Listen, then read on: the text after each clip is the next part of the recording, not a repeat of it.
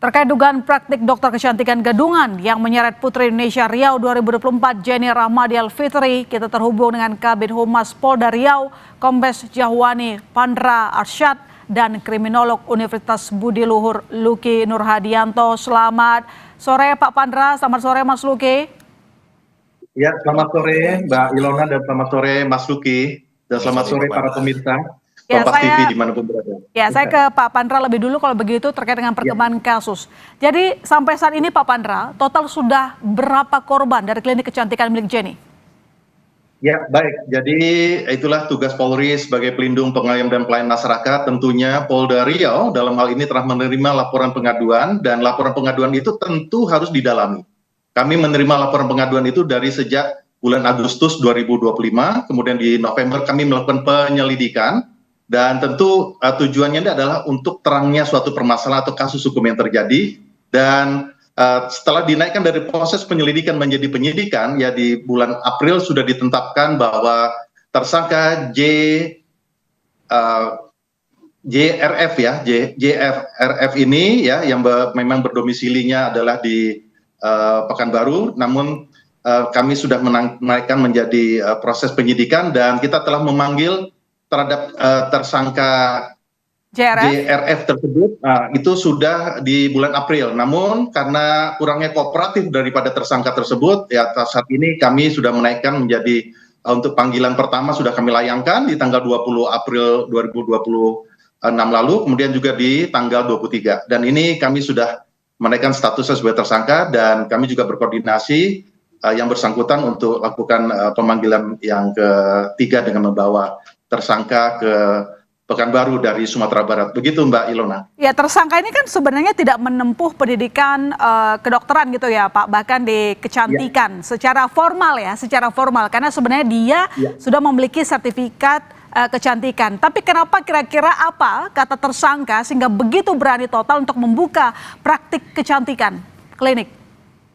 Ya, baik. Jadi ini saya perlu jelaskan bahwa tersangka ini membuka suatu klinik kecantikan dengan merek ataupun Aurona Beauty yang beralamat di Jalan Tengkubai yang ada di Kota Pekanbaru, Provinsi Riau ini, dan ini sudah berlangsung lama, jauh sebelum peristiwa atau pengaduan masyarakat ini terjadi. Namun peristiwa ini semakin dengan adanya klinik yang dilakukan terhadap tersangka ini, tersangka melakukan sendiri aktivitas terhadap tindakan-tindakan medis tersebut, dan ini yang mengakibatkan salah satu ya korban ya yang sudah melaporkan kepada pihak Polda Riau itu ditindaklanjuti, dan ini yang kita lakukan penyidikan, dan memang benar yang bersangkutan tidak mempunyai kompetensi terhadap tenaga medis.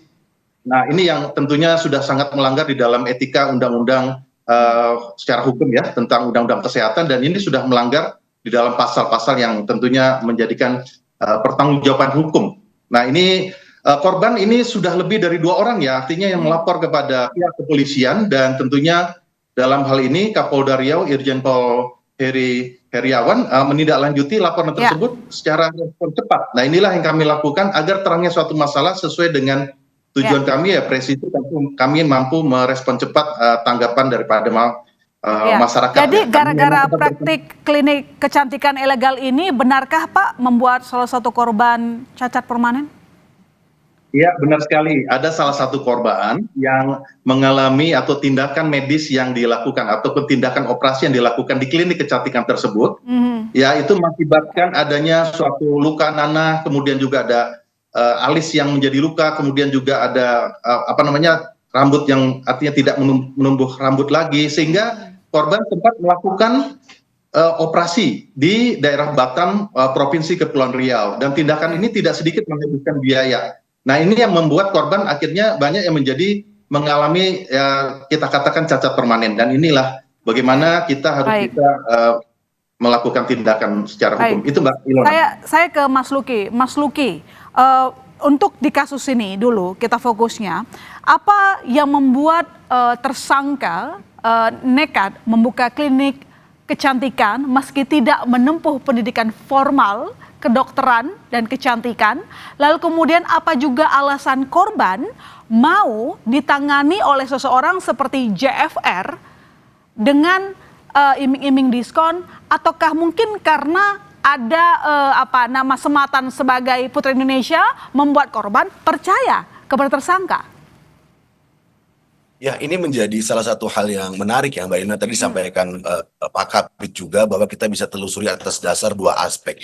Yang pertama, termasuk dalam konteks kategori ini adalah saja kriminal atau kemudian kita kategorisasi sebagai penjahat semu. Kenapa kemudian kita kategori seperti ini? Yang pertama adalah mereka melakukan suatu tampilan bahwa mereka adalah bukan orang yang kemudian terafiliasi pada tindakan kriminal.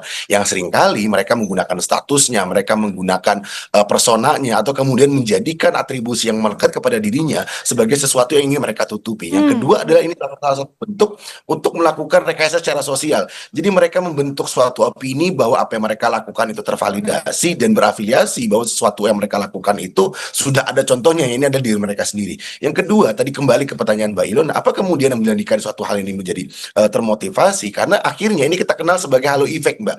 Jadi saat kemudian suatu bentuk kejahatan itu kemudian dikemas oleh orang-orang yang memang sudah memiliki nama besar, sudah terafiliasi kepada sesuatu yang memiliki satu atensi dari masyarakat, maka seringkali masyarakat kita yang mohon maaf ya dengan tingkat edukasi yang masih kurang itu rentan untuk menjadi korbannya, sehingga mereka akan mudah untuk percaya, dan yang kedua mereka akan mudah juga untuk terpikat dengan daya tarik yang diberikan oleh para tersangka, sehingga dalam konteks ini korban tidak lagi memiliki suatu kecepatan untuk melakukan pilihan.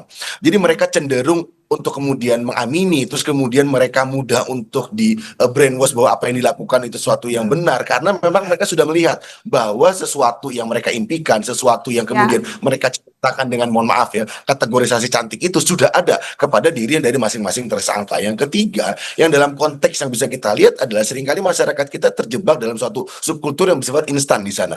Jadi subkultur inilah yang menjadikan perilaku tersebut menjadi pembenaran. Alih-alih kemudian dia merasa tidak ada korban, tidak ada yang dirugikan, atau bahkan tidak ada sesuatu yang memberikan dampak secara masif kepada masyarakat luas. Sehingga ketiga nilai yang tadi bisa menjawab pertanyaan dari Mbak Irna, kenapa kemudian pelaku melakukan dan kenapa dengan mudahnya seringkali korban tertipu daya oleh kemasan yang memang bersifat instan tersebut. Oke, baik, nanti saya lanjutkan ke Mas Luki, saya ke Pak Pandra. Pak Pandra, jadi sebenarnya praktik kecantikan itu dipegang langsungkah oleh tersangka JFR? Ya, benar sekali Mbak Ilona, dari hasil pemeriksaan penyelidikan kami sampai penyidikan kami, bahkan juga tim yang melakukan penjemputan langsung terhadap tersangka JRF, yaitu adalah AKP Elvin Septian pada saat ke Sumatera Barat, juga didapat keterangan bahwa memang ini adalah daripada pelaku ataupun tersangka JRF sendiri, karena memang JRF ini adalah memang mantan ataupun juga mantan perwakilan dari Putri Indonesia Riau, dan tadi sudah dijelaskan bahwa ini sudah adanya kasus hukum ini dari pihak Yayasan Putri Indonesia sudah mengirimkan informasi ini kepada kami dan sudah dicabut untuk gelar yang bersangkutan, dan ini yang menjadikan daya tarik. Ya, Pak Pandra, saya ingin menegaskan sedikit pengakuan Anda barusan bahwa sebenarnya membuat para korban JFR ini percaya kepada JFR karena membawa nama Putri Indonesia. Ya, salah satunya itu yang disampaikan seperti Mas Luki tadi. Jadi orang akan makin yakin, dan ternyata setelah dilakukan, dan ini sangat berbahaya sekali di dalam suatu tindakan operasi yang dilakukan di dalam ruko tersebut atau rumah toko tersebut, itu sangat rentan terhadap, apalagi tidak punya kompetensi di bidang kesehatan. Sedangkan yang bersangkutan Pak Pandra, saya punya pertanyaan sedikit Pak Pandra. Si JFR itu kan punya sertifikat kan, tapi pertanyaannya adalah sertifikatnya ini resmi dia dapatkan atau gimana sebenarnya? Karena harusnya mendapatkan sertifikasi kecantikan tidak segampang itu juga sih Pak. Ya, memang ini yang dia tempuh dari berbagai mana kursus-kursus dan sebagainya. Nah, ini yang tentunya kita dalami semuanya, dan memang unsur-unsur terpenuhi. Dia memang sengaja untuk melakukan suatu tindakan-tindakan medis ini, yang tentunya memang ini harus punya kompetensi di bidang tenaga medis, apalagi tenaga di bidang ilmu kedokteran terhadap kedokteran kecantikan ini. Itu yang tentunya kami juga sudah memeriksa beberapa orang saksi, Mbak, termasuk saksi dari saksi ahli, baik itu saksi ahli dari bedah ya, ahli bedah, termasuk dari ahli hukum pidana dan sebagainya, termasuk saksi-saksi yang membantu dalam proses. Kami sudah memeriksa sekitar 7 orang saksi yang tadi kami sampaikan, termasuk saksi yang membantu dan sebagainya. Itu yang dilakukan sendiri, itu memang artinya dilakukan sendiri secara dengan kesadaran, dan ini dampaknya ya ada beberapa korban yang melaporkan kepada kami dan kami tidak lanjuti, dan inilah hasilnya. Oke, saya ke Mas Luki. Mas Luki, sebenarnya kan sektor kecantikan ini bukan kebutuhan utama primer begitu, tapi kenapa kira-kira menjadi akses tindak kejahatan? Dan ini bukan sekali dua kali soalnya, Mas Luki.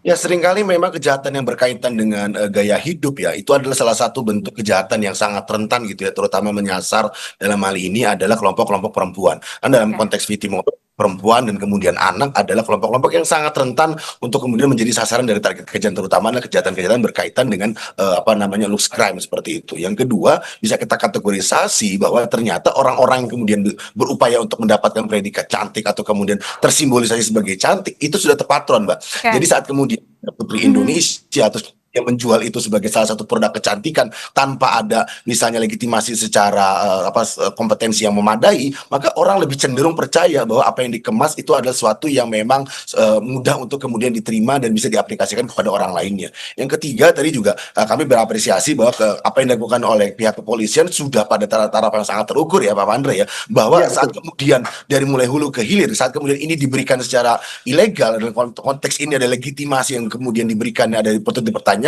maka perlu juga kemudian ditelusuri apakah memang dia bisa mendapatkan akses izin tersebut, itu bisa keluar untuk bisa membuat praktik kecantikan itu secara legal atau memang dia bisa mendapatkan itu secara Ya, legal. Nah, Mas Luki, itu berarti menjadi saya punya pertanyaan terakhir tapi dijawab singkat saja. Berarti ini oportunistik atau sebenarnya menjadi pola yang sudah sistematis? ya dalam konteks tadi kita sampaikan ini ada terkategori sebagai pseudo kriminal, kejahatan yang bersifat semu dan pelakunya cenderung oportunistik bahkan kemudian pragmatis untuk bisa mendapatkan keuntungan yang cepat. Kurang lebih demikian, Pak. Baik, terima kasih Mas Luki, terima kasih Pak Pandra telah bergabung di Kompas Ya, Petang. terima Selamat petang, kasih. sampai ketemu Ya, lagi. selamat sore. Terima kasih Mbak Yona, salam hangat.